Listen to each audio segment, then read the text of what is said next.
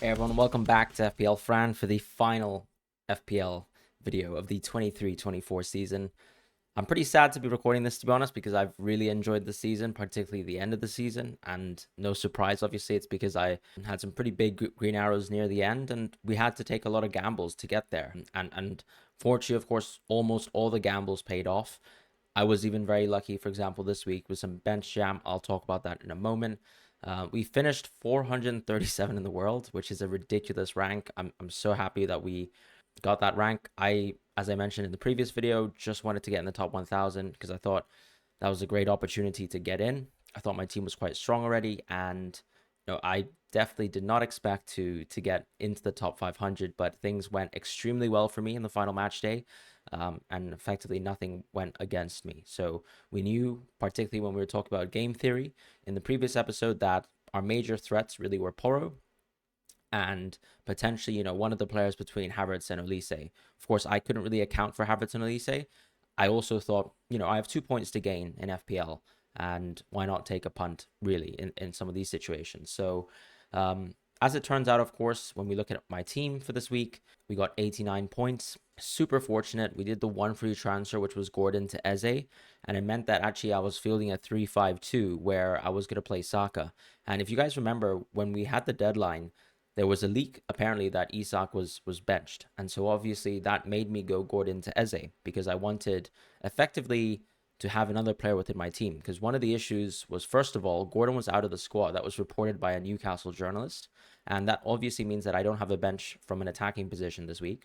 So by going from Gordon to Eze, at least I could confirm that Isak could come off the bench just in case something miraculous could happen. And as it turns out, of course, we were basically lied to again by Arteta. In his previous press conference, Saka was not fine. He was not even in the squad.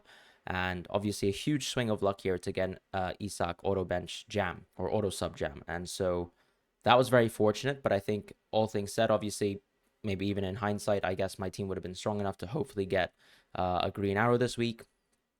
Very lucky, as I said, to get into the top 500. It's a huge sort of honor.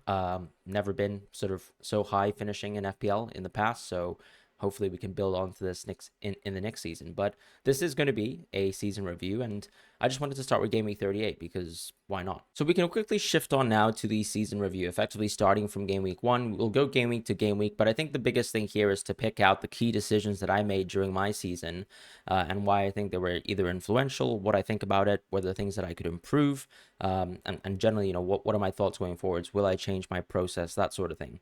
First thing to mention, of course, my process is very much driven by data decisions. It's driven by things like odds that I can see from betting markets. It's driven by, my understanding of the team strengths that we have. So, for example, going back to historical seasons.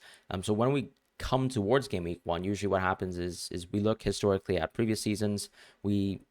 I look at some of my friends and their team strength models on attack and defense, how they evaluate teams. And then I look at players as well who've played in the Premier League historically, what their stats have been. So a good example this season, obviously, of a bright young player who we haven't really seen in the Premier League fully is Cole Palmer. And so for players like Cole Palmer, we have to make that decision almost on the fly to sort of appreciate how good he is as a player, or we can choose to be a little bit more patient and bring him in later.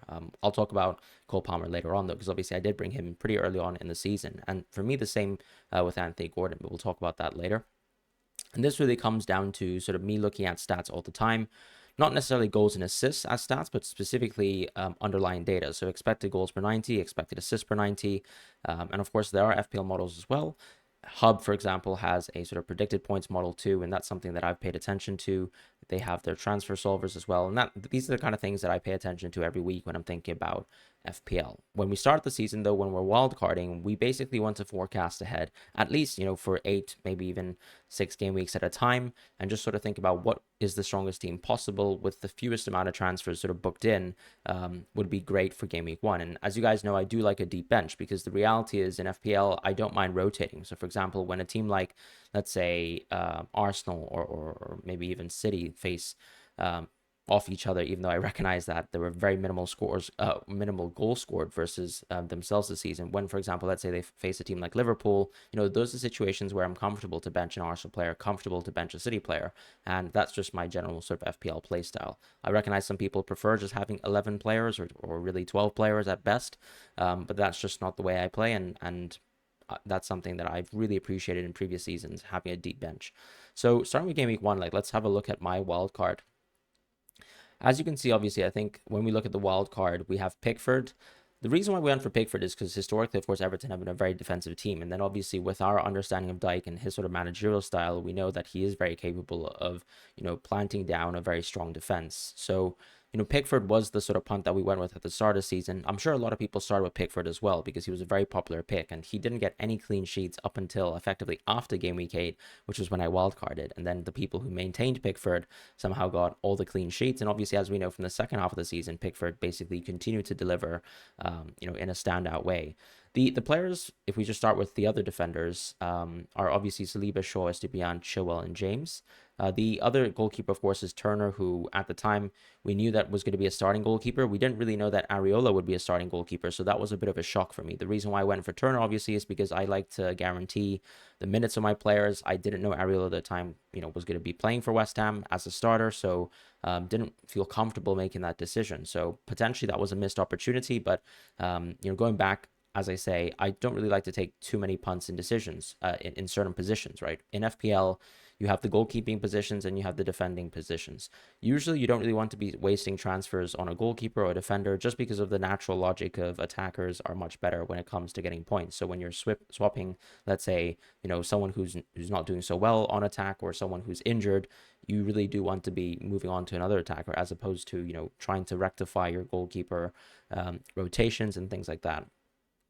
There were obviously other considerations at the time. There was Flecken as well, but I think we were also pretty keen that Raya was a significant sort of part of that defense. At the same time, too, I think some people were also considering maybe going for Ederson. I think this was a missed opportunity from my part because I remember seeing some news reports about people talking about how Ederson was actually considered within the Man City hierarchy to be someone that could be benched by Ortega. And that sort of made me a little bit scared. And potentially I just overread into that news. I could have very well started my season with Ederson, and I think I would have been comfortable doing so, as much as we like to make jokes about Ederson. Because obviously at the time, if you think about the Man City team, it's not like any of the defenders were super appetizing, right? Maybe apart from John Stones, who, however, we also knew he was injured. So that changes sort of our consideration on a lot of things. So going back to my defense, though, I think I'd Shaw, Chilwell, and James. Now, as it turns out, of course, Shaw, Chilwell, and James all have pretty exclusively long injury histories. And I think the only learning point that I might take here is that it might be too much of a gamble going into such injury-prone players. I think Reece James is an exceptional circumstance. Shaw actually was able to play quite a large part of the previous season, the 2023 season, and Chilwell, of course, he's not been as injured as Reece James, but as you can see, even within the season, he's struggled a lot with recurring injuries. For example, going to the English international break in the second half of the season and then getting injured again. So I think, maybe reevaluating in the future, I probably need to add a little bit more of a weightage in terms of understanding how injury prone certain players are. And that should also, decrease the value of those players within my heads. Because I think when we like to look at, for example, projecting the points of a player or estimating how good they can be, we always try to think about a ceiling. But unfortunately, with players who are so injury prone, there's always a floor. And maybe that's something I need to consider because, as I said, going back to sort of my logic of not wanting to make defender transfers, by going for injury prone defenders, I might be technically booking defender transfers in the future for myself, and that is not a good thing. So something to mention there. Estupiñán, I think, was a very nailed pick. Saliba, obviously, I was around in the deadline, so I was able to catch wind of the news, and that's that. As far as, obviously, the rest of the team, I think a lot of people were, not keen on Mbeumo, right? Looking at a player like Mbeumo, thinking that he wasn't going to be all that. But the reality, I think, as it turns out, of course, is, first of all, you're looking at a player who actually had a very comfortable season when it comes to underlying stats. So Mbeumo, without penalties, had really good underlying stats. Yes, of course, he wasn't seen as a clinical finisher, and maybe you can still argue today that he isn't, but because he's able to sort of accumulate such great underlying stats compared to some of the other competitors in the midfield position at game week 1, he was a very justified pick.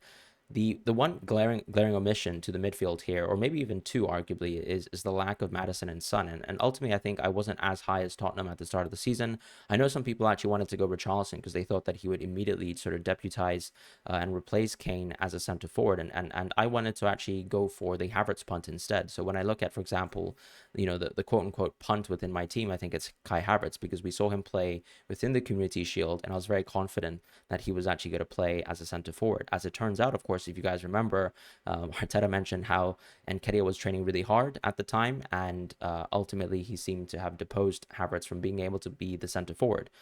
However, with hindsight now, we know that at the end of the season, basically Arsenal played Havertz all the time as a centre forward, and it shows. I think here, obviously, that maybe a lot of us managers wanted to jump the gun, from a tactical perspective, given that Arteta had already shown us a flavor of Havertz centre forward at the Community Shield.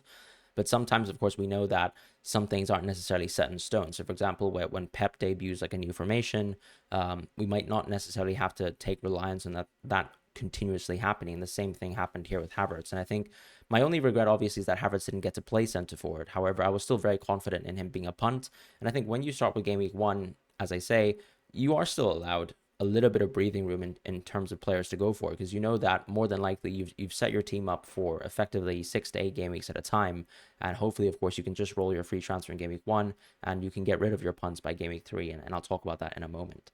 Rashford, Fernandes, we obviously expected Man United to be a little bit better this season. Reality, of course, is that they weren't, and I'll talk about how that led into my wildcard 8, but I don't really want to talk too much about Man United because we know that generally they've been awful this season.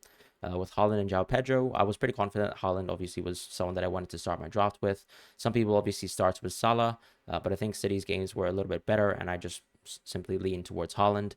With João Pedro as well in this situation here, I wanted to go for João Pedro obviously so that I could get a stronger midfield. We tend to think that the midfield is probably one of the stronger positions, and I think at the time the available forwards really were just Jackson and João Pedro. So some people weren't so confident about Jackson's minutes.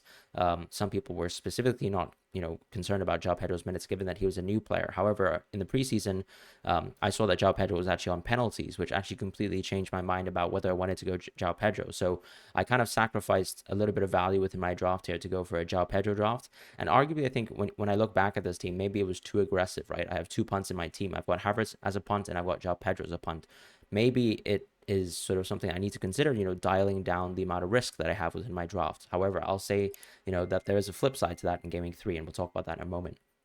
However, generally speaking, I think, as it turns out as well, João Pedro didn't actually accumulate many minutes with Roberto De Zerbi, and it goes back to the Havertz situation where, when you're buying a new player in FPL and he's just recently joined a team, it's not necessarily the case that a player will integrate immediately within the Premier League or even within their team. So not everyone, for example, has a blistering start to the season like Haaland. However, I still like taking punts on those sorts of players because João Pedro was still in my opinion, at a very ludicrous price. Now, as it turns out, of course, Brighton have been pretty poor as well this season, and João Pedro was also injured in a key part of Brighton's season too. But I think overall, he has been a good asset, and I was pretty glad that I missed out on Jackson because it allowed me to sort of go for a differential in game week 4 as well. And we'll talk about that in a moment. So that was my game week 1 team. As I said, looking back, maybe something to think about is, whether I bring in too many injury prone players. That's a consideration and something to think about. And then second of all, maybe missing out on Ederson was something to think about too. And then third of all, João Pedro and Havertz, the combination of the two, maybe too many punts within a wildcard draft. But that's it. So in game week 2, I think I rolled a free transfer. So I really think that there's not too much to talk about. The only thing I'll actually mention is that, but obviously we had James, and within this game he was already injured, and of course, I believe Shaw was already playing up a poor game versus United. It's nice in a sense that you start the season with multiple defenders, because I think when you start the season with multiple defenders, what's nice about that is you don't have to necessarily make the transfers immediately for the defenders. So I was able to hold off on, for example, transferring on Reece James, where some people might in game week 2 already have been forced to sort of transfer someone out for Reece James, which is sort of not the position that I was in, which I think is nice. Obviously, as it turns out as well, Turner was someone who didn't perform extremely well around game weeks, in the early game weeks, and he was deposed from the team. But as I said, when you go for such a cheap goalkeeper, I think you kind of take the losses, because in previous seasons in FPL, we were totally comfortable with basically having only one keeper at a time. And now moving on to the rest of my team here in Game Week 3, this is obviously one of the greatest game weeks I've had individually, just in terms of, at the start of the season, how often is it that you get two crazy differential holes? I had Gusto and I had Sterling, and I transferred both of them in. So I replaced Reece James and I also replaced Havertz. The reason why I replaced Havertz, as I said, is because Eddie Nketiah was playing a lot of centre forward, and I didn't really see the Kai Havertz punt working at that time, at that point in time in FPL.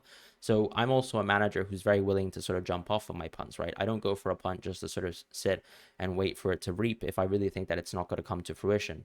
The reason why I went for the Kai Havertz punt is because I wanted him to play centre forward, and because Nketiah was playing well enough to take his minutes away as a centre forward, I just saw it as a good opportunity to move away from him. And instead, I moved into a player in Sterling, and I also moved into Malo Gusto.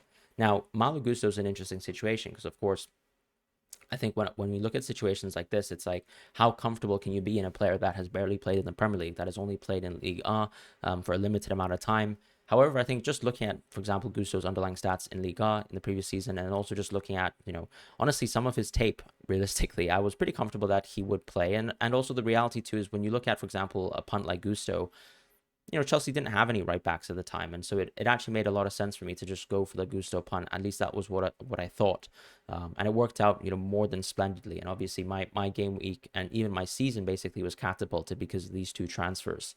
And that's really it. So I think I'm the type of manager who, in a situation where, particularly when you look at the game that was played, right? So, for example, from a fixture point of view, this was specifically the game that was Luton at home, and already at the start of the season, I think we got the feeling very quickly that the poor teams were unfortunately going to be these championship teams. So, or the championship promoted teams, and I think that's why I saw it as an opportunity to take a punt on two players that I wanted to have anyways. If you think about my draft, we were going for Chelsea players anyways at the start because we wanted to target Chelsea's fixture run. At the same time, I had space because I didn't have Jackson in my team to go for Sterling. So therefore, I went for this sort of punt here. And I think that also shows you, in terms of FPL, like when you lock in, let's say, three players at one time from one team, how that completely fundamentally changes your ability to navigate that as an FPL manager. A lot of people were blocked off from Sterling at the time, and they only owned Jackson. At the same time, Jackson was underperforming a lot, so maybe I got away with it in a sense with Sterling, but that did work out really well for me. And at this point in time, as I said, we were already starting to see that João Pedro's minutes weren't really good. So as you can see, he was already benched in the second game, in the third game as well. And I had to kind of keep João Pedro within my team for this moment in time. But then I obviously realized that João Pedro was someone that also had to go. And this kind of shows you, the issue, I suppose, with my team, in a sense where I had booked in two sort of wild cards, right? Two wild card picks in terms of Havertz and João Pedro, and both of them weren't really working as punts. So I needed to sort of pull the trigger on transfers. And going back to the sort of defensive situation, despite Shaw, for example, being injured, I was able to call upon at least a pretty strong defense that I had anyways. So I didn't really suffer too much from that. And instead, I actually pulled the trigger on the Julian Alvarez move, which I think a lot of people, once again, were blocked from because they actually owned Jackson at the time. So I was very fortunate to get basically a beautiful run of Julian Alvarez playing centrally, and sort of replacing Kevin De Bruyne at the time. I have to be honest, over the course of the season, we saw Julian Alvarez cool off a lot. But part of that, too, I think, is also KDB coming back and sort of taking that position that he actually operates in quite well within the pockets, makes a huge difference to Julian Alvarez's game. Because when we watch him, for example, out wide, he is just simply not the same level of player. And once again, very fortunate, I would say, to get a lightning in a bottle sort of moment here with Julian Alvarez in Game Week 4, and then also just the great start in Game Week 3. However, at the time, I'll also admit that, United were looking pretty awful. And I think we all started to catch wind of that. And the big omission for my team, once again, is the lack of the Spurs players. So around this time of the season, obviously, I started to realize that I think my midfield was looking pretty fragile. Obviously, happy with players like Saka, happy with players like Mbumo, and happy with players like Sterling, who obviously stunk it up basically after the Luton game. So I was very fortunate to catch that game. But several sort of trends were starting to be seen and be visible. And United in particular stuck out for sure. So in Game Week 5, nothing exceptional really happened here. I think I had an opportunity to actually move into Trippier early, or I had an opportunity to move into Udogie. So what I just decided to do was to go for Udogie to replace Luke Shaw, who was obviously injured at the time. I wanted to capture basically what was a great game for Tottenham in the sense that they were playing Sheffield United. Obviously, they lost a clean sheet, but I don't really have too many regrets about that because I think at the time when we were watching Tottenham play already, both the attacking fullbacks actually looked extremely attacking. So it looked like a very tasty punt, and I wanted to move into Udogie as soon as possible, effectively, and that's why I sort of made that move. But once again, it also goes back to it seems like, of course, I had to make a lot of transfers for the defenders, and sometimes it's okay, right? It does work out for me at the time because I still think I was going to give United, the full run to sort of judge them. I was still going to, have faith in players like Saka and Sterling as well. And Mbeumo obviously was just a beacon of consistency around this time, and obviously happy with my forward situation. In this week here in game week 6, I just went for Trippier, and as I mentioned, obviously I could have gone for Trippier in game week 5 instead. I kind of missed the small haul that Trippier had in game week 5 when he got a clean sheet versus Brentford.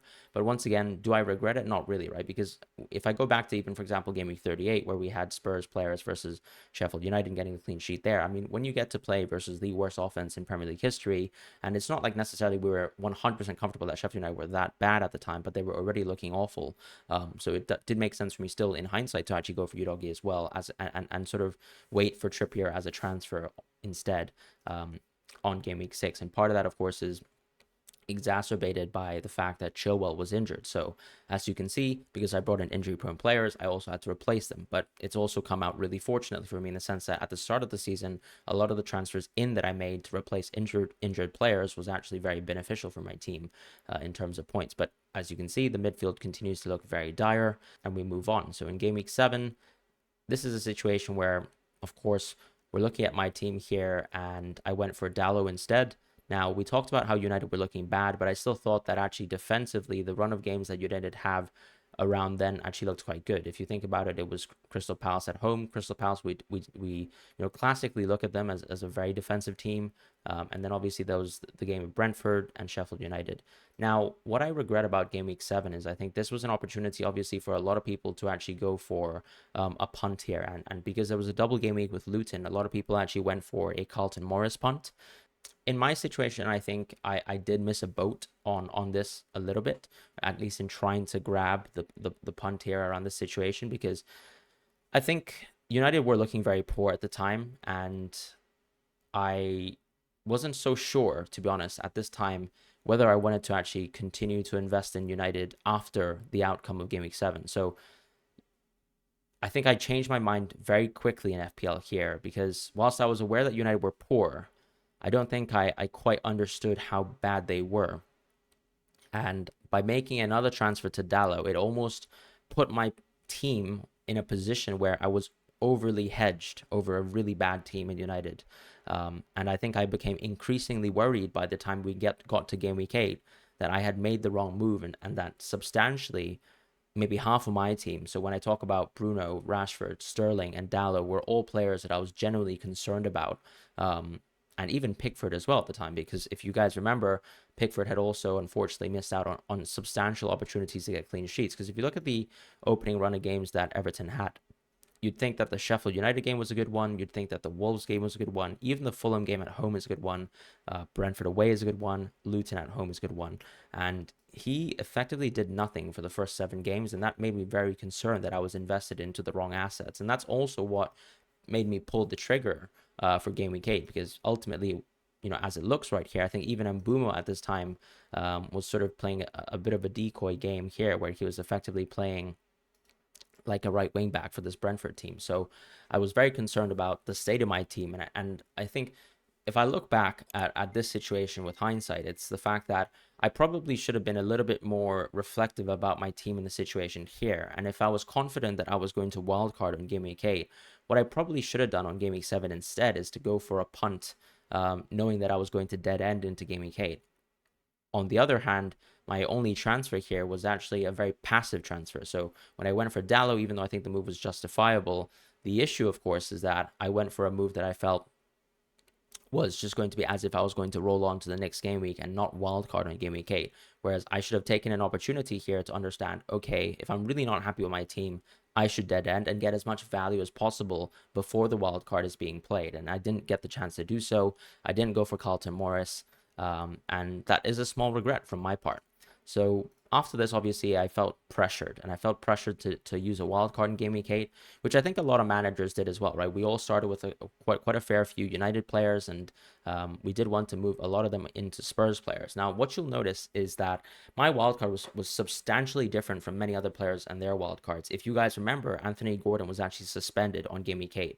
So people wildcarding into Anthony Gordon, I believe, were an absolute fraction of the FPL audience. I was willing to go for Anthony Gordon because I think when I was watching Newcastle over the course of the season heading towards Game Week 8, I was very confident in the sort of level of play that he was exhibiting, and also just continuously sort of confident about the fact that Newcastle offense has been very good. Because if you remember in the previous season in 22-23, they actually stuck out severely as a very good offense. And they actually started the season extremely hot as well, with some huge results in this season here in 23-24. So I was confident that Gordon's minutes were very good. And I think this is an example of how I like to play FPL. I like to take bets on players before they become established, at least in the minds of the engaged manager. So for me, this was a chance to go for Gordon as a punt. I also went for Richarlison because I was looking at the Spurs team, and I still thought that even though Richarlison was effectively deposed from the team, that he was also going to be hopefully reinstated around this time and actually play well. Now, if you guys remember, I brought Richarlison in to a fixture where Basuma got a red card versus Luton, and unfortunately, I only got 1 point from Richarlison here. So majorly, I would say that a lot of people on the Game Week 8 wildcard probably had a different player compared to Gordon. But specifically, I remember Richarlison and Trippier on the draft. A lot of people decided to actually drop Trippier from the wildcard and to drop Richarlison from the wildcard. A lot of people instead actually went for players like Dallo, once again, who I previously owned, and Madison as well, just to sort of enable the cash needed to get Madison. I thought I could get away with going a little bit cheaper with Richarlison and to maintain Trippier as a punt. It didn't really work out. And another big, I think, honestly issue, and a skill issue arguably, with my wild card is that I actually went for Musa Diaby over Mbumo. So I dropped Mbumo for my wild card and I went for Diaby instead.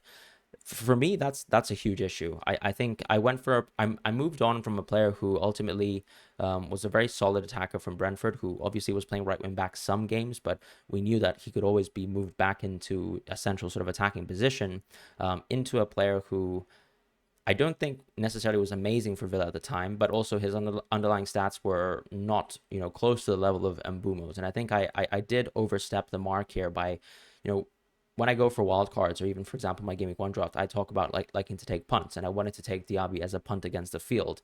However, as you can see here, obviously, I have Richarlison as a punt, Diaby as a punt, and Gordon as a punt as well. So arguably a little bit too overeager here. And I think I also just need to also practice a little bit of patience with some assets as well, because Mbumo was a very good asset. There was no need to necessarily move away from him.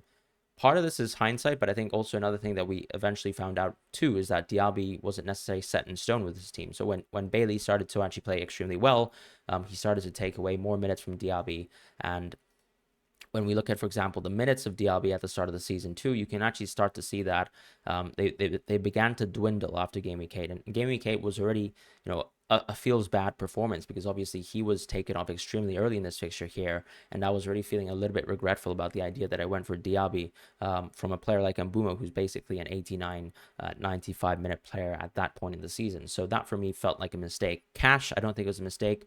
Colwill was a little bit of a unique pick, because I think ultimately I decided to go for Colwill because I think his rotation with Trippier was a little bit better, and many people went for Dallo, as I mentioned, so they therefore didn't go with Colwill because the coverage of the games was slightly different. However, I just thought this was an interesting opportunity to go for Colwill, because I basically wanted to go with Colwill and then bench him for a long, long time, and then sort of pick him back up for the good run of games that Chelsea had, which was going to effectively start with this Brighton at home game in Game Week 14 onwards, where I was hoping that Colwill could basically carry my team as a defender for the rest of the season as a differential, because it seemed like he at the time was one of the most nailed players for Chelsea. Because if you guys remember, Chilwell had, first of all, gotten injured, but then second of all, had played himself out of the team, and Colwill was already taking his minutes at the time. So that was something. I also went Pedro Porro pretty comfortably as well. I saw this as an opportunity to upgrade from Udogi, because when we looked at the underlying stats on the wild card, we saw that Pedro Porro was already performing better than Udogi when it comes to expected goals per 90 and expected assists per 90. What I will say, though, is that there was a situation where Udogie had obviously accumulated more points. I think he had even scored a goal. So a lot of people were not so keen on jumping onto the sort of Pedro Porro bandwagon, but I was actually pretty comfortable doing so, and I thought it was a good opportunity for me to jump onto Pedro Porro. Now with Richarlison, obviously, as it turns out, because he was an early substitution in this game, his minutes also dwindled. So I think once again it goes back to the point where maybe I'm taking too many punts in FPL, and my team can't really accommodate for it. I did go for a Salah plus Haaland draft. I know a lot of other managers actually went for different drafts, right? Some people actually went for Salah only drafts, and those Salah only drafts usually featured players like Solanke and Trent. And I think I did lose out eventually to those managers. But do I really regret the decision of Salah and Haaland? Not really, because I think I actually maximized the captaincies really well, because obviously there were good fixtures for Haaland, good fixtures for Salah. And even though obviously we know that Salah with a tough fixture can outscore Haaland with a good fixture at times, the reality is I still like to maximize my captaincies. And arguably that is, a method, I suppose, of playing safe. But it's what I wanted to do, and that's what I did.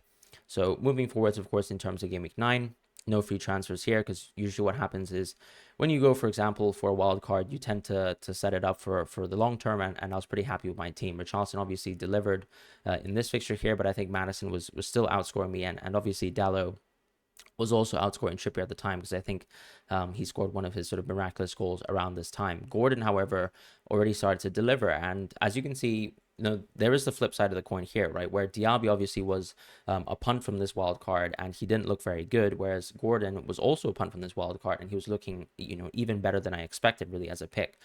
So it comes down to situations where I think it depends on your risk appetite as an FPL manager, whether you want to get more differential picks like I do, or whether you actually want to stay with sort of the more established picks. And sometimes that can also turn out extremely well, because I remember around this time here, Mbeumo had great performances versus Burnley and great performances versus Chelsea, and that was a huge sort of detriment to the amount of points that I was about to get versus assets like that.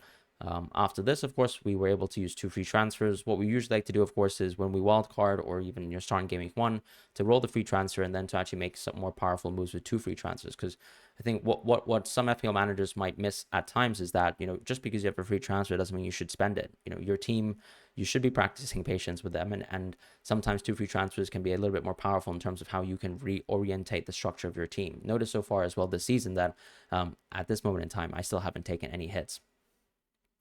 And that's pretty much it, right? I think pretty dull team. Diaby got super fortunate here. I think he even scored like a ghost goal as well. So I got really lucky, and I have to say I still regret the decision of going for Diaby. We did obviously go and sort of shift the team up around, going back into someone like Saka as well. And simply sort of living off of a Saka Haaland structure. But I think I was still pretty happy with the team at the time, and no major regrets really right now. And if we quickly head on to Game Week 11, I think we saw this as an opportunity to bring in Tsimikas, but it's still pretty boring right now, so nothing really to talk about here. Tsimikas obviously appeared as someone that was an easy transfer. A lot of us managers around this time in the season, I didn't really decide to do anything with it. I obviously had moved off of Richarlison too, because it seemed like that his minutes were dwindling. So for me, he was a bigger issue than Diaby, even though Diaby had already presented himself as an issue, even though I got some really fortunate points here versus Luton. So I think obviously I decided that I could persist with Diaby, and then I could actually go off the Richarlison. I benched Tsimikas here, which was a huge source of bench points, but I really think that I remember at the time Tsimikas had also played the Europa League fixture, so I was very concerned about his availability for this game versus Luton. We tend to think about Luton as a very physical team, so a lot of managers will sort of try to address, for example, playing Luton with more physical players, and you'll notice that with City's lineups as well. I thought Joe Gomez would play here, and I was wrong about that. So I have to take the L there, but not definitely something that I wasn't really expecting at the time. Moving forwards, of course, I think another point to mention too is that I went with very cheap goalkeepers. A lot of people at this time had actually chosen, I think, on wildcard 8 to go with Raya, or had already made the move towards Raya, because it seemed like he was very nailed in place. The only thing I'll mention about Raya is that I did consider going Raya, and I did tweet even about considering going Raya, but I didn't go there because I wanted to effectively spend as much money as possible within the outfield players, which I think I usually tend to do as an FPL manager. However, I will probably in hindsight say that it was maybe an issue to have missed out on a great opportunity to get a fantastic piece of the Arsenal defense for a sort of cut rate price with Raya, particularly given that Saliba had sort of exploded in price. And that's pretty much it. I think I'll say that. So going forwards, of course, as you can see, the wild card becomes pretty middling. I think I have some pretty average weeks, to be quite honest. There were weeks where, for example, Haaland did certain things, but the captaincy swings weren't perfect. So if we even go back to, let's say, game week 12, this was a good week where they had matched each other. But then going back to game week 11, there were some good Haaland captaincies, for example, like the Bournemouth one, where things just didn't fly for me whatsoever. And I think that was obviously a little bit detrimental to the whole Salah plus Haaland structure and sort of general concept. Even here, for example, in a week where I could have easily maybe done the Haaland captaincy versus United, I still went with Salah, and it's so basically, it didn't feel like I was effectively maximizing the value on the Salah Haaland captaincies, because even going back, for example, to the Brighton game here in game week 9, we thought that was a better game for Haaland, but Salah had ultimately outscored us. So at this moment in time, I think the only thing that I was thinking in my head was that I was losing very much so to the field of managers who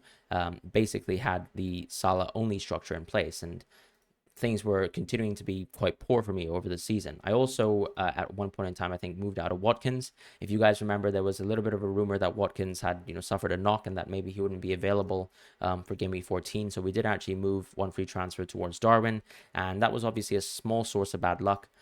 Around this time too, obviously, I think some managers we're also already starting to benefit from Solanke points, and maybe looking in hindsight here, because I only had one free transfer for this Watkins move, I think what I should also do is, as I say, practice patience, right? Sometimes it's not necessary to bolster your squad that much. I think one thing I'll mention too is that unfortunately my team looked very weak at this moment in time. So it's not like I had a good bench to cover Watkins. So I think in some cases like this, maybe it's a little bit too much hindsighty for me to say that I shouldn't have done the Darwin move.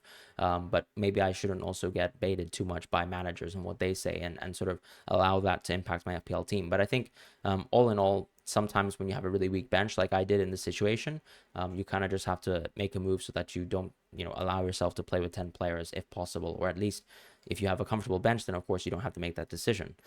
In gaming 15, of course, Darwin continues to be very disappointing.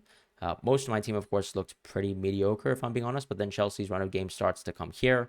And if I go back a couple of game weeks as well, I think one of the key decisions that I actually made was to move Gordon in game week 12 to Palmer in game week 13. Now, I regret it a little bit because I think I jumped the gun on Palmer, even though I actually had already spotted that Palmer looks like an incredible FPL asset around this time. What I'll say about Anthony Gordon is that, as you can see, by game weeks 13 and 14, I had transferred him effectively on the fixture for the reverse player in Cole Palmer, who unfortunately didn't do much in this Newcastle game away from home. So I think one thing to mention with Gordon, of course, was that the returns, I think, were exceptional when you look at the underlying stats, but I probably could have also afforded moving him on, specifically on game week 14. I think it's hindsight to say that I would have, let's say, kept Gordon for the Man United fixture, but probably to persist with him at least in game week 13, because it's not like Chelsea, you can expect them to do much versus, Newcastle away. So that was probably me jumping the gun there, but I was super tempted by going for Palmer at the time, and I did.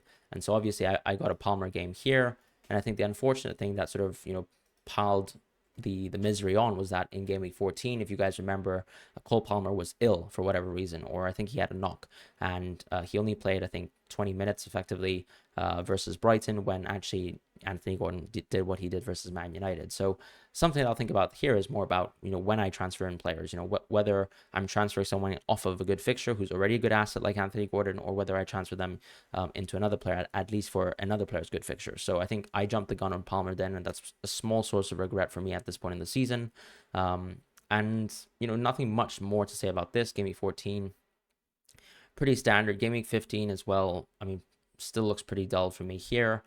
To be quite honest, I think, one thing that we did do around this point in time is to go for Dubravka. So in game week 15, because we saw that Pope had a huge injury, I thought that was a good time to move into Dubravka. Once again, it's a cheaper who's keeper. It's a keeper who's cheaper, and Turner, of course, was very dismaying. So we moved off of Turner very, very swiftly for someone who we thought was playing for a much better team in Dubravka. But if you guys remember too, Newcastle looked like an absolutely horrendous defensive unit, partially because of the injuries, but I think partially as well just the nature of sort of going into a sort of run in the season where you're just playing poorly and things pile up on you. So they had midfield injuries in Joe Linton, defensive injuries as well at the time, and even Botman wasn't playing at his best because clearly he was playing injured and hampered, which is also why his season had to end early in the second half of the season. And on game week 16 here, I think, there's a consistent run of games here where Darwin basically delivers absolutely nothing for us. So you can see just consistent blanks from Darwin, which is very disappointing. But it seems like, we're sort of trudging along in the season in FPL here. So it wasn't too bad, to be quite honest. This is the big week where, if you guys remember, Haaland got injured, and then obviously we were able to sort of vice captain Salah. So once again, the importance of vice captaincies, nothing particular happened on this week. But what I will say, of course, is that I felt at this point in the season, once again, that I was losing out to the Salah only managers. The managers who went Salah only, didn't have to address the situation, which was, Haaland getting injured, and therefore they already had much better players in place, right? For example, the sacrifice of going Haaland is not being able to afford Trent, who went nuclear at this stage of the season. Another thing to mention too is, for example, even getting a third forward was something that I couldn't afford necessarily at this time. I still have Archer in my team, whereas a lot of people actually had a much more well-rounded team. They had a stronger bench, and they had someone like Solanke, which is something I might revisit as a situation as well. Like, do I prefer, for example, having a stronger bench as I usually do, or do I prefer, for example, covering the captaincies with two elite players? I think the Haaland injury, all things being said, is a little bit unfortunate, but he is also someone who's a little bit historically injury prone, although I really think we shouldn't read too much into that. I just think the outcomes were a little bit brutal as a Haaland plus Salah manager, and clearly from the sort of high highs that I reached at the start of the season, I don't think I was really enjoying this part of the season very much. And I felt like a lot of the transfers were forced. So when I went for transfers like going back into Alvarez and Watkins, I felt very hard done by. And I remember Solanke as well was very unfortunate to have his points docked off, but I also missed the Solanke hat trick as well the week after. And that made me have a very, very rough Christmas. But all in all, I think the team still looks, shape-wise quite good. Getting a chance to obviously own Julian Alvarez when he's playing a striker, as a striker, obviously for City, and being on penalties is very significant. But clearly, of course, I was struggling versus the Solanke owners of the world. And Julian Alvarez, of course, was a pretty dull pick. This was the City blank week. We also missed Gabriel and his goal versus Liverpool, but I really don't regret, playing the home players in these sorts of fixtures. So, for example, we had Tsimikas. However, obviously, in hindsight, I think it was bad that I played Tsimikas, given that he didn't even start. So maybe that was a small little skill issue there. But I think a lot of managers at the time had sort of made the same mistake. I think we probably, underestimated, the valuation of Tsimikas as a player. And it's obviously ironic because if you guys remember, we thought that he would be benched when he got the 15-pointer versus Luton. So just something to think about. And then Richarlison, I believe that he was one of my key transfers at this point in the season. So you can see that I didn't have Richarlison, but think about Richarlison as a punt, right? I was very comfortable to go for Richarlison already in game week 8 in my wild card, and I really don't mind revisiting a player and revisiting a punt. The way it works out, obviously, is that Richarlison looked brilliant because I think he had already scored versus Newcastle, and I could see as well that he was going to be a good transfer to make, given that Spurs had a good run of games. So this is where we started to get Richarlison. I think we got a huge amount of points, and we surged a lot at this stage of the FPL season because of the Richarlison pick. And I think going back to Richarlison, a lot of people were, looking at Richarlison at the start of the season thinking that he was a joke. And they also thought that, of course, with him doing so poorly, there's no way that he can do well in the future. And I think that, in my opinion, is like an error in decision making, because the reason why Richarlison necessarily didn't do well is because his minutes weren't great. But I think given that Richarlison had proved himself to sort of be a key part of the team at this stage of the season, I was welcome and ready to sort of reintegrate Richarlison into my FPL team, if you want to put it like that. We also got to move into, players like Trent as a result of the surplus cash from Haaland, but clearly as well, we were quite behind as well. A lot of managers who already owned the Solanke points and the Trent points. So this stage of the season was pretty mediocre for me. We also sort of had some pretty, tough swings with the Areola Dubravka stuff here. So Dubravka was overall just awful. But then we got the Areola jam here versus Brighton, which was very much welcomed. And at this stage of the season, I think we're starting to claw a couple of points back. We did sort of lose massively to the people who captained Salah versus Newcastle. And, if I think about this captaincy, a lot of people will sort of hindsight and mention that obviously, targeting, let's say, I don't know, a striker of Sheffield United doesn't make sense. In my opinion, I think that's just wrong. Ollie Watkins proved that it was wrong. I think whenever you play Sheffield United, you can see that a lot of players have just great chances to score. And it's not necessarily whether it's the left zone, the right zone, or the central zone, but just in general, when you are the worst defense in the Premier League, and at this point in time they were before Luton sort of surpassed them, effectively you can score goals and concede goals, more importantly, from any sort of position on the pitch. So for me, Alvarez was still a sort of well-reasoned punt. Obviously, Salah played versus one of the worst Newcastle teams in their worst performance. Effectively, in the Premier League for the last 2 seasons, right? Newcastle had, amassed a ridiculous amount of expected goals conceded versus Salah. And we can see here with Salah's stats that it was effectively one of the greatest Salah games in memory. 2.71 expected goals, 1.17 expected goals, expected assists. And yeah, obviously it looks bad in hindsight to miss the captaincy, but I think the decision making before going into that game was that, I mean, if you think about it, if this is Liverpool's best attacking performance of the season, and it actually wasn't versus Luton, it wasn't versus Sheffield United, you probably would have not expected that it would have necessarily been Newcastle. So I still think that the people who are super high on, let's say, targeting, Newcastle in this fixture here, were probably, sort of overstepping their mark a little bit, even though I think Salah obviously was hindsight the best captain. The point is just that I think when you go back to when you go back to the decision making of the Julian Alvarez punt, it really wasn't so bad. In terms of Game Week 21, nothing exceptional happened here, so I think we can just quickly move along. This is obviously where we started to think about, Man City's double game weeks in Game Week 25, so I sort of jumped the gun and I went for Phil Foden. I thought that Phil Foden's minutes were very good at this point in the season already, and I thought that he was going to have probably very consistent minutes as well within the squad, given that he had basically established himself, in my thoughts, right, within the tactical setup. So that's why I went for Phil Foden early, and it starts to pay off eventually as well. So Foden obviously gets a pretty mediocre haul here. We missed the mark here with the Julian Alvarez captaincy. A lot of people did actually go for Julian Alvarez versus Burnley, and I think going back to it, maybe this is one of the situations where, I felt like I was burned last week, and one of those weeks where maybe I felt like because of FOMO, I had sort of wanted to move away from an Alvarez captaincy instead, and so I kind of went into a Richarlison punt versus Brentford, because obviously Richarlison looked like a huge asset at the time, right? He was scoring goals left and right. He was an out of position player, arguably could even potentially have been on penalties. Probably not, but let's be honest, he was looking like a very interesting punt at the time.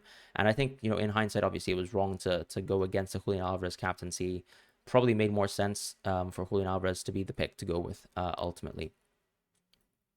In Game Week 23, nothing really happened here. I think a lot of people actually decided to, go for different captaincies here. I think people actually went for Watkins captaincies. Some people went for the I think Saka captaincy as well. I went for the Palmer captaincy, which was pretty tame, pretty boring if I'm being honest. I think some people might have even gone for Haaland as well.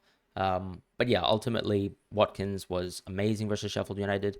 I think one of these situations here was that I was looking at, once again, the home fixture being very important.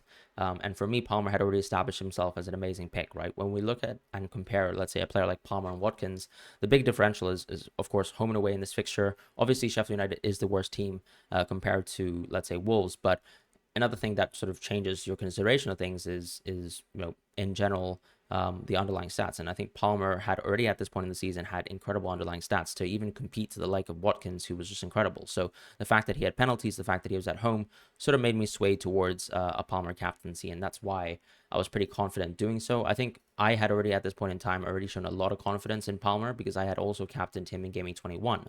So this was actually another week, if I go back, into the past, I suppose, where I was pretty confident captaining Palmer at the time, even versus a weak opponent. Whereas obviously Arsenal versus Crystal Palace, they had absolutely smoked Crystal Palace, but Saka had played 90 minutes and nothing had happened. So I think in hindsight, obviously, there are situations where you can get very fortunate with captaincies, but it can also swing very poorly in the wrong direction. And if I remember, even in this Watkins game here, he was getting rebound assists, and everything had basically collapsed for Sheffield United within effectively 24 minutes of football. So sometimes you just have to put your hand up with captaincy and just admit that either you were wrong, or obviously some things are just crazy outcomes, and that it's okay, it's justified to go Palmer at the time.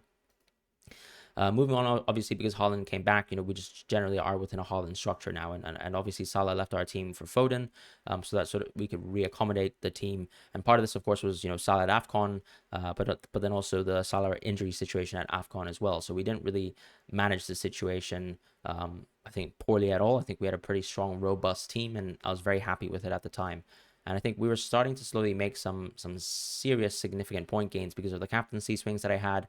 And also, for example, my ability to own Liverpool players, well ahead of time. So, for example, I did enjoy Trent for a while. Unfortunately, Trent was injured, so I had to sort of sell him for Virgil. We got the Virgil points.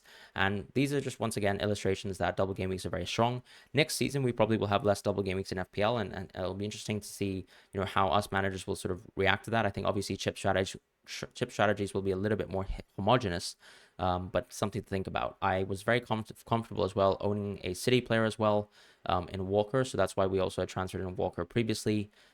I think one thing that I'll mention too is that a lot of people, for example, classically look at players like Ederson or Walker as completely dud assets because, of course, it seems like City will concede despite sort of locking down teams for the whole game and then actually conceding one goal. But the reality, I think, of them still conceding one goal is very low. So when you look at betting markets and City clean sheet odds, it's actually very unlikely that a team like City actually still lose their clean sheet. That's why you'll still see that they have really good margins, to get good clean sheets. And Arsenal obviously have sort of pipped them this season as the best defense in the Premier League, but it doesn't mean that we should devalue Man City, particularly when they get to play 2 games. And obviously, I think the nice point of the start of the early part of the season was that it seemed like Walker was absolutely nailed.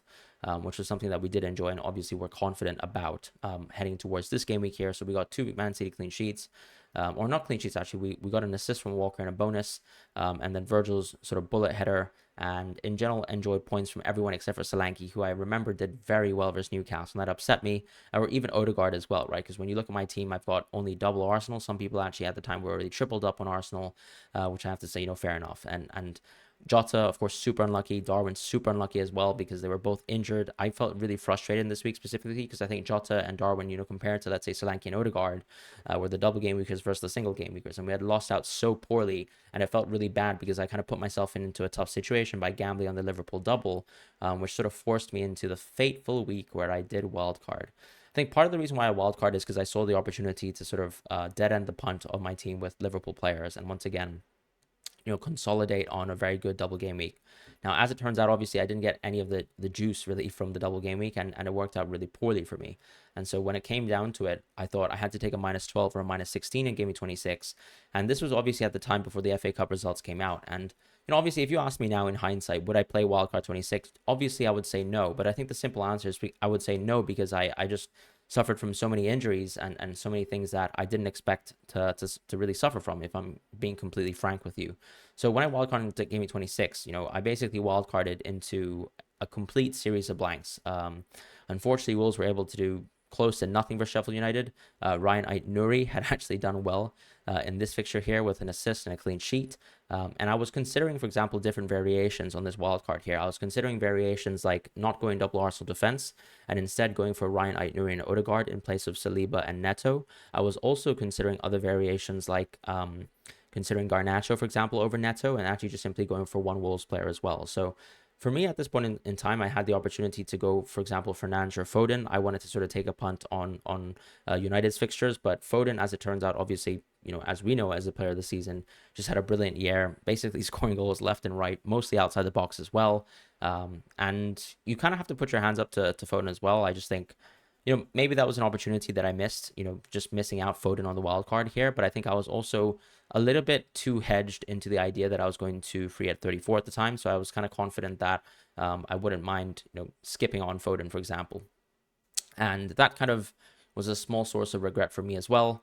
Do I regret really going for wildcard 26? As I said, yes, because I think it hurt my team a lot. But where it really hurt my team a lot was in this week here. And obviously, Pau had already been injured in the first game, so that was very bad. Neto, had played a full game for Sheffield United, was very flat, so I didn't really mind. And I had a huge rank drop here, 150%. And I also decided to take a punt with Tony here with Solanke. One thing that I do regret, I think, is actually going for Tony on this wild card because to me, I think Tony was a book transfer to Solanke, and I actually do regret the idea of just sort of going for a small punt with Tony, particularly if I had one transfer booked in. Usually, I don't like to book transfers in on the wild card, and I think I sort of overrided that concept, and I regretted it. So obviously in the next week, 27 was also pretty mediocre because I think Foden did extremely well once again. And he was already starting to kill me week on week. But the major thing that I suffered from was Neto got injured at halftime versus Newcastle, and he was basically out of the team. Senesi as well got injured versus Burnley. And if you guys remember, obviously, a lot of people got the Zabani haul in Game Week 28. But if you've been watching Senesi for the end of the season, I mean, he's such an attacking player. So, for example, you can see an assist in the Brentford game here, a goal in the Brighton game here, 2 assists in the United game here. Out of all of, let's say, the attacking players, and particularly the center backs, between him and Zabarni, Senesi had always had much better underlying stats from an attacking point of view. So I was really sad to miss out on Senesi. And the biggest regret, really, when it comes to Game Week 28, after suffering all these injuries, is that I had to still transfer in Tony to Solanke, which means that my team was in a very bad spot. So what I had to do was transfer Tony to Solanke, and I instead decided to just play Doughty within my team.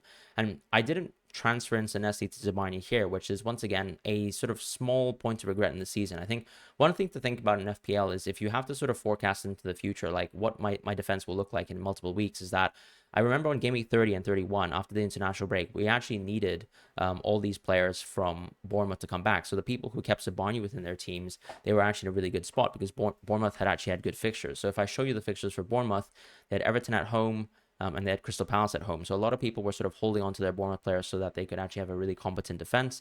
If you think about the shape of my defense, 2 Arsenal defenders is always amazing to play with. But then I would obviously, on top of that, hopefully have Pau coming back, who was still injured, and then obviously Senesi coming back after the international break. However, he didn't come back after the international break, and that really hurt my team. So if I knew that information, because unfortunately Iraola at the time had basically mentioned that he should come back after the international break, if I knew, for example, he was going to miss 2 additional fixtures, I would have definitely taken the move to -4 into Zabani here in Game Week 28. So that is one source of regret, where I think in FPL, you also need to forecast ahead into the future to see whether a hit is worthwhile. And that's something I think that I did very well later in the season in Game Week 35. So going back to this, I missed out on the Zabani header. I missed out on the chance to sort of enjoy, as opposed to Nessie and Neto. And obviously Huang was injured as well, which was obviously basically 4 injuries on the wild card that were really poor, and then a book transfer from Tony to Solanke as well that really hurt my team fundamentally. And by Game Week 28, I think I already felt that my team and my season was falling into pieces, and I felt like there were a couple of things that I needed to do to sort of get back on track. But I felt like I basically was, with my hands tied effectively with the amount of injuries that I had. And Game Week 28, even though it was a very good week for me, it should have been a lot better because I really should be playing, with a Bournemouth player here in the situation, and enjoying a good week from, for example, Fran, who actually finally did something. And then moving on to Game Week 29, obviously we played a free hit here. I'm not going to spend too much time talking about free at 29 versus 3 at 34. Clearly, free at 29 lost out to free at 34. I don't think it's even arguable.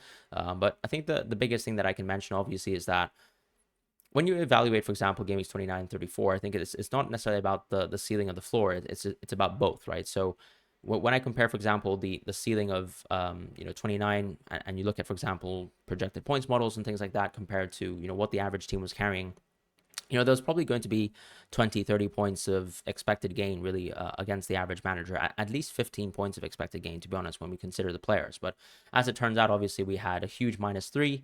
A lot of players blanked, a lot of players that you'd expect to do something within Premier League games of football where they actually have pretty good games on paper would blank. We were already fortunate, in my opinion, to get Gibbs, White, and Wood. I knew people that went for Elanga. I knew some people that went for Morris, and they effectively had a full team of blanks, and that's life in FPL. Sometimes that happens, but I think you can say that, and you can also look at, for example, this being a floor, for example, a ridiculous floor, and seeing that obviously we had basically hit the bottom of the barrel was free at 29, and there's nothing really more to be said. Free at 34, I think, basically hit the absolute pinnacle of the ceiling, and obviously, as you can see in this season, it looks like a ridiculous outcome, in my opinion anyways. I'm sure some people who free it on 34 feel very comfortable making that decision, and they'll do it again, but I've played FPL a couple seasons now. I've free hit on double game weeks in the past, and it's not that lucrative, right? If you think about, for example, the Liverpool Man City double game week in Game Week 25, was it great for the Liverpool players who played twice? Not really. Was it great for the Man City players who played twice? Yes. And then obviously later in the season as well, we had some pretty boring doubles too. For example, the Chelsea Tottenham doubles were also really bad on Game Week 35. So something to think about. I think that the discourse around chip strategy in FPL is a bit ridiculous at times. One thing I'll mention too is that whenever you go with a certain chip strategy, the most important thing is not necessarily the chip strategy you're going for. It's actually the players that you're going for, the assets that you're going for, and the sort of transfer paths that you embark upon. And that usually drives the influence and the outcome of your FPL season a lot more than just the chip strategy. So just something to be said. As I said, I can hold my hands up and say we took a loss here. In terms of decision making as well, I think one thing that I'll say that's unique about Game Week 26 is that we were considering between either free at 29 or free at 34. Now, as it turns out, obviously, I decided to go free at 29. And part of that is because when I was sort of forecasting free at 34, I didn't necessarily think that I would have such a bad team in place. But obviously, as it turns out, obviously, free at 34 or Game Week 34 was the worst week of my season. So clearly, I was wrong about that.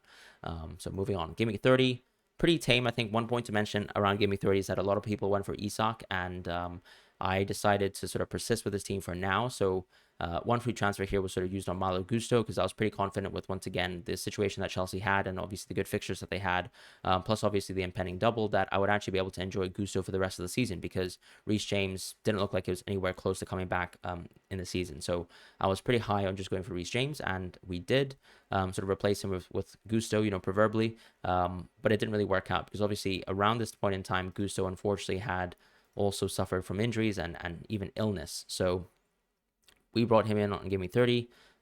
We didn't want to play him for the United game, but then obviously, as you can see, missed out on the Sheffield United game, and then obviously featured in the Everton game, but I already had a strong team then. So I just needed one player for this week. I chose to go with Gusto, and it goes back to the situation where I used one free transfer on Gusto because my team was in a really, really bad spot. Doughty had a bad fixture. Obviously, you can see he still outscored Gusto. Saliba as well. I didn't really want to play him, to be honest, because it was actually a Man City game. So do I regret really making decisions like that? Not necessarily, but I think something I can consider obviously is it that powerful to make a defensive transfer? Maybe not.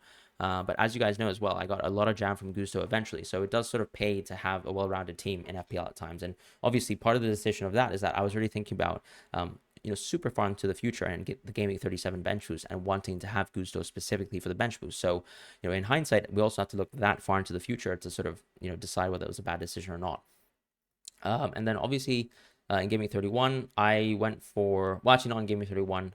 Well, no, it wasn't Game Week 31, sorry. So in Game Week 31, this is the moves that I made to sort of get Salah into my team. And looking back, I think I can say that one move that I was considering that I didn't go for was to simply transfer Son out of my team and to bring in Isak as well. So I could have just brought in Isak into the team, replace Son, and maybe continue with Bruno Fernandes.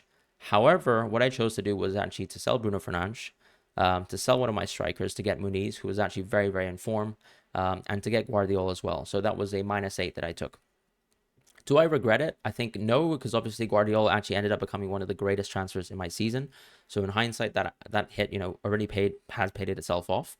As far as the Son and Muniz versus Isak situation, I think the major source of regret from me is that I probably underestimated Isak's minutes because part of the thinking here in this situation was that I had Pedro Neto in my team and that Pedro Neto could be Luis Diaz, which could be a very interesting differential for Game Week 34, but not only Game Week 34, the games leading up to that as well, starting from Game Week 32.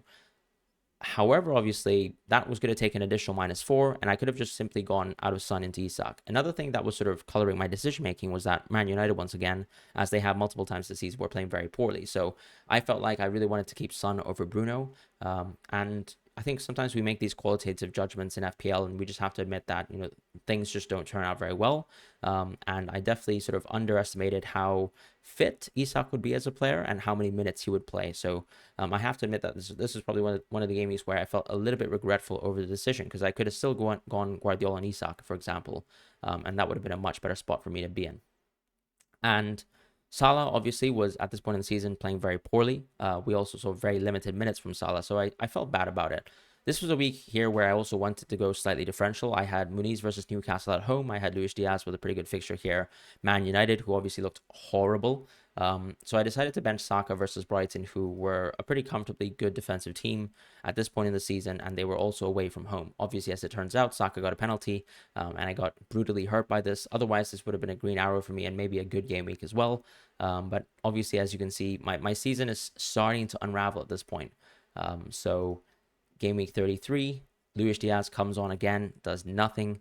Muniz, pretty dull. I missed out on, let's say, the clean sheet from Gusto because obviously we were very keen on Arsenal, even on this fixture here. But Guardiola continues to be a pretty, consistent beacon of the season, and Flecken does something for once, which was very nice. Flecken, and the reward, I suppose, of Wildcard 26 was really Flecken's points because I can't really remember anyone else from Wildcard 26 doing me any favors, which is sad to say, but the reality as well.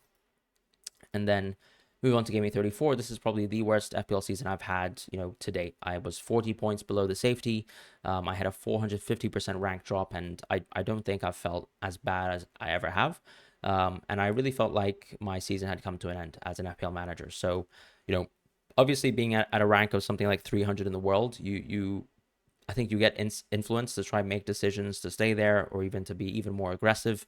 Part of the decisions that I made was wildcard 26, which was a very aggressive decision. And obviously, after sort of seeing the culmination of Game Week 34, I really thought my season was completely over. But as it turns out, we still had some modicum of points, right? Eze, for example, was a small little bright light in the team. He was one free transfer that I made. I transferred in Isak as opposed to Mateta. And unfortunately, we didn't get news about Haaland in the FA Cup as well, which sort of made me miss the boat on going for Haaland, which I regret a little bit too. But to be honest, that's life at times, and you can't really expect much more. So that's just the situation there with Haaland. On top of that, I think a point that I'll mention is that, for the people who wildcarded earlier than me, or rather later than me in wildcard 30, 31, I think they were a little bit more equipped, right? They had already enjoyed the Isak haul. So, for example, when Game Week 34 came around, they weren't hurt so bad because they had enjoyed a lot of green arrows. I had, unfortunately, not got any of the green arrows from Isak, and I felt like I had to go to Isak anyways, which was really bad. I was relying on Haaland as well to come on, and unfortunately, I got a Pau Torres auto sub. At this point in the season, too, I remember multiple game weeks in a row where people were getting Garnacho auto subs, Foden auto subs, things like that. And I really just didn't get any slices of luck at all. And maybe that's just life, right? Maybe my team's just weak, and you can argue that it's weak, and I think that's fair as an argument to make. So unfortunately, that was the game week. Luis Diaz was, extremely disappointing as well with 2 starts, just getting 3 points. And he was basically my core differential alongside, Neto, who at this moment in time was already deposed by Mark Travers, the sort of young goalkeeper from Bournemouth. However, because of the sort of culmination of all these situations, I felt like I could, take this moment in time to reverse the course of my season and at least trying to push it into a direction where hopefully I can fight, with a better team. And it was this week here where I decided to take a -16. Do I often take -16s? No. As you can see, obviously, heading up to this point in the season, I think I probably took a -8, which is already very aggressive. And then I probably took an additional hit on top of that. But other than that, not too many hits this season. Why did I take a -16? First of all, I was pretty confident that Salah's minutes in this Liverpool team were very poor. And then it actually came out, obviously, that he was, out of the team, which was very fortunate for me. Another thing that I was thinking about, too, is that this was the game week where, first of all, Newcastle have a double in 37. Chelsea have a double on 35 and 37. Tottenham have a double on 35 and 37. So the idea here, and on top of that, obviously, with City having just generally good fixtures towards the end of the season and a double in 37, was why not go for all the players that I don't have, right? Players like Gordon, players like Son, players like Foden, Vicario as well. So the reason why I wanted to bring all these players is because, first of all, I was blocked from triple Chelsea because I already had it. So actually, no, I went for Jackson in this situation from Solanke, but I was already blocked from going for, let's say, Petrovic as a goalkeeper, and Flecken had a bad fixture here, so I thought, why not go for Vicario, who has a double anyways? Maybe in those instances where, teams have bad games, you can make save points. Unfortunately, of course, he didn't really make save points, and Chelsea got the clean sheet instead. But the core point here is that I felt that I could also hedge against the wild card is because I had Guardiola as a differential, and I also had triple Arsenal as a differential. A lot of people were wild carding into 1 Arsenal, maybe 2 Arsenal, but definitely not 3 Arsenal. And I thought this was a good situation to actually just bet on my Arsenal players on one hand, as someone who had played an early wildcard, and then also to sort of bet alongside the wildcard 35 players with the Newcastle players, with the Chelsea players, with the Tottenham players.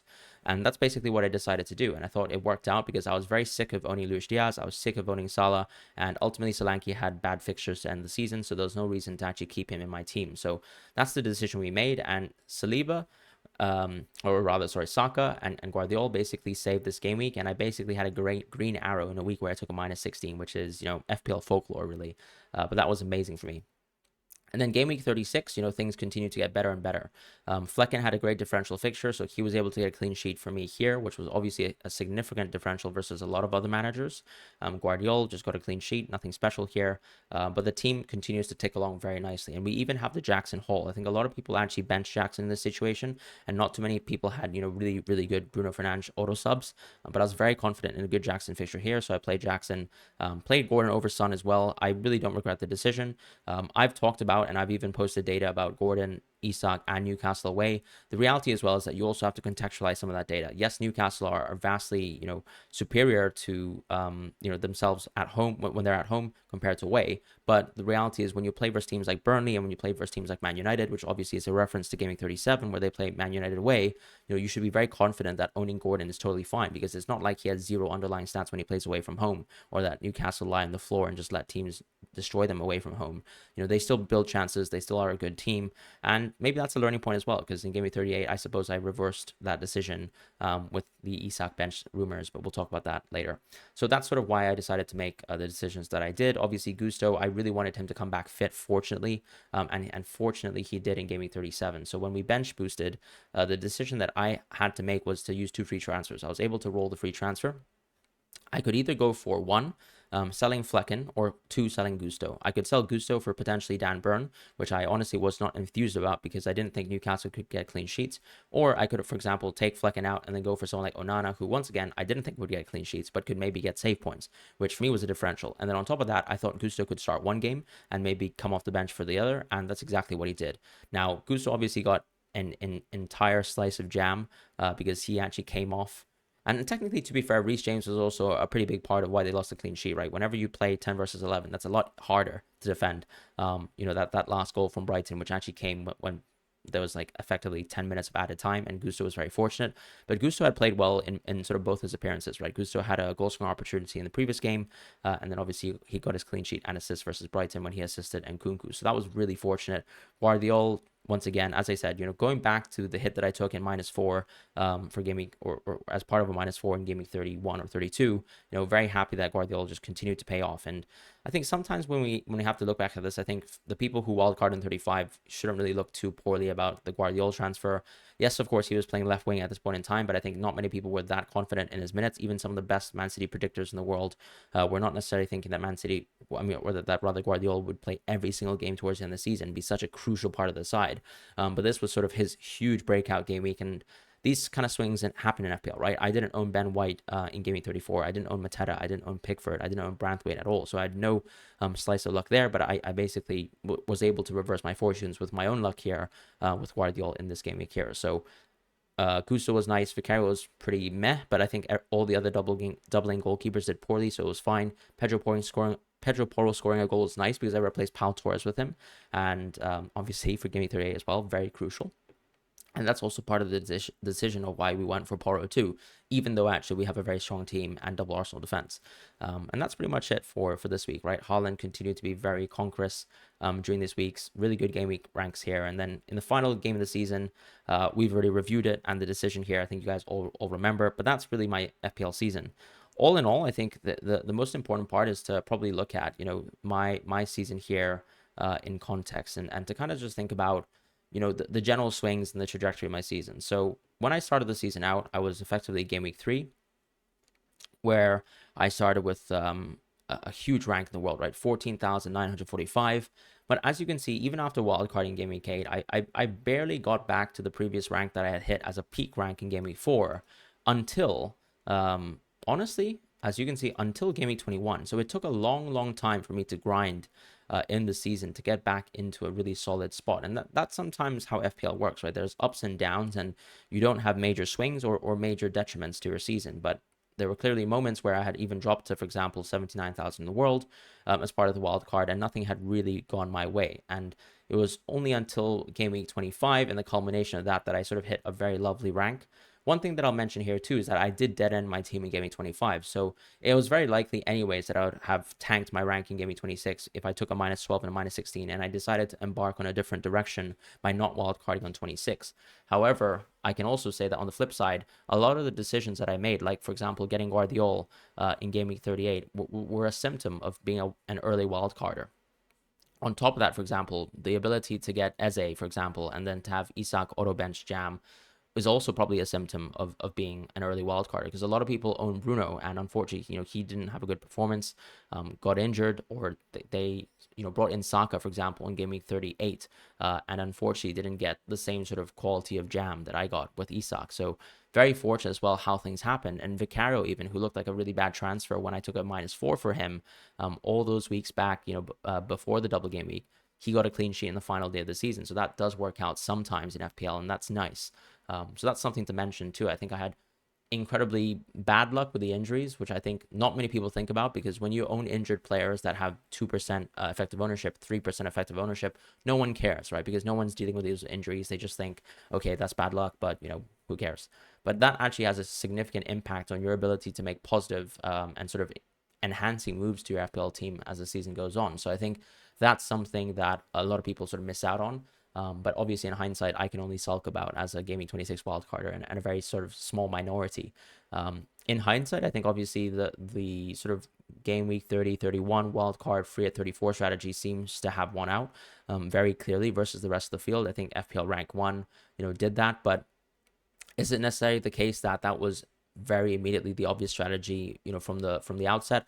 I think not necessarily, right? Because a lot of people had also sort of went on a similar strategy, but weren't in nearly as good as positions as he was. So it also shows that he had an incredible season heading towards that wild card too, and was already very much so in a good position to do well, particularly if the free hit was going to pop off as much as it did, and it did, and that's totally fair, I think.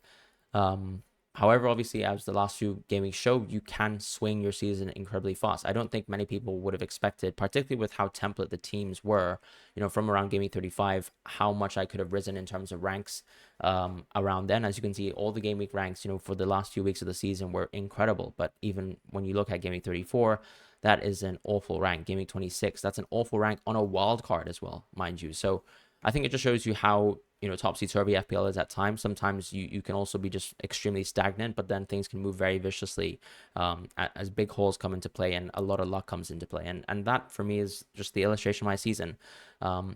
In terms of lessons learned, I think one thing that I can mention is I am generally the type of manager who likes to take risks on players that might have less minutes, or that I think tactically will be adapted into a team and therefore have their minutes increased.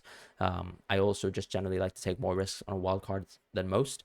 So I go for less nailed players possibly at times, maybe some more injury prone players at times. And I think that's part of my FPL style. Will I change that? Probably a little bit. I'll try and measure, whether I'm going for too many differentials on a wild card just for the sake of being differential, which is something that I think I'm guilty of, right? For example, the wild card 26 strategy could arguably be that. Given that I had to take a minus 16 later in the season, given that I had to take a minus 8 on gaming 32, maybe the question to ask myself is, did I pull the trigger too early? And should I have anticipated that a lot of hits were going to come for me? And maybe I should have just held on to my wild card and maybe, admitted that I was going to take a minus 12 on gaming 26 or a minus 16 on gaming 26, and just to move on with life there, because I probably could have put an opportunity to play the wild card later. One thing I will say though is, for example, the benefit, for example, of wildcarding 30-31 was to own Isak.